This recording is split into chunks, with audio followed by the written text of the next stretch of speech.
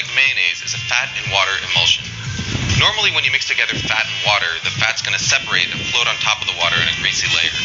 But the key to a successful emulsion is to break that fat up into droplets so tiny that they stay evenly dispersed, causing the liquid to thicken and turn opaque.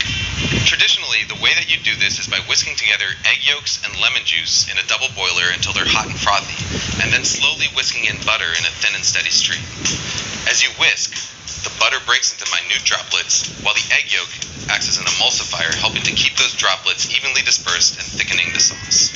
What you get is a creamy, smooth sauce with a rich texture and mild flavor that's perfect for vegetables, fish, and eggs. But there's a lot of ways it can go wrong. If you don't whisk fast enough, or if you add your butter too fast, the sauce will end up greasy and broken.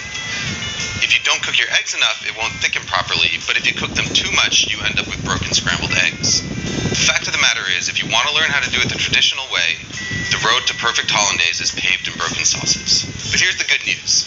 There's an alternative method that is completely foolproof, produces a hollandaise that's every bit as good as the traditional version, and takes about a minute start to finish.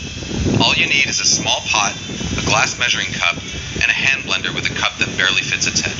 We start by combining an egg yolk, a teaspoon of water, a teaspoon of lemon juice, and a pinch of salt in the bottom of a blender cup. Next, we melt a stick of butter on the stovetop until it's completely hot and bubbling. It should register about 220 degrees Fahrenheit with an instant read thermometer. Pour that butter into a glass measuring cup. Now all we've got to do is stick the hand blender into the cup, start it running, and then slowly drizzle in our butter. As the hot butter hits the eggs, they start to cook. By the time you've added all of your butter, about 30 seconds later, the eggs are fully cooked and you've got a smooth, creamy, hot hollandaise sauce that is completely indistinguishable from one made using the traditional whisking method. Hollandaise is at its best right when you make it, but if you want to store it, your best bet is to keep it in a small, lidded pot in a warm spot somewhere near your stove. Just make sure that you use it within a couple of hours. Food Lab signing out.